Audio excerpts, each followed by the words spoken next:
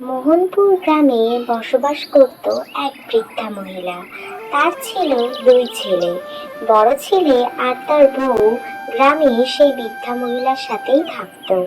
বড় ছেলে মাঠে চাষবাস করত, আর তার বউ বাড়ির সমস্ত কাজকর্ম করত। আর অন্যদিকে তার ছোট ছেলে আর ছোট বৌমা শহরে থাকতো। তারা দুজনে একটা ভালো অফিসে চাকরি করত। বাবা হরেন, অনেক দিন তো হলো তোর ভাইটা তো আর ফোনও করে না, আর গ্রাম মুখও হয় না।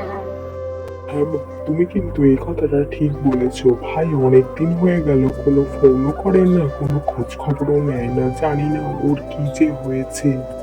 আমি ভাবছি ওকে একটা চিঠি লিখবো, তাহলে যদি কিছু উত্তর দেয়। মা, এটাও তো হতে পারে ভাইয়ের অফিসে খুব চাপ চলছে, ওই জন্য ভাই হয়তো যোগাযোগ করতে পারছে না। সময় পেলে ঠিক যোগাযোগ করবে। আর আপনি যদি চিঠি লেখেন তাহলে অবশ্যই এখানে একবার আসার কথা বলবেন। হ্যাঁ বৌমা, এটা তুমি ঠিক কথা বলেছো।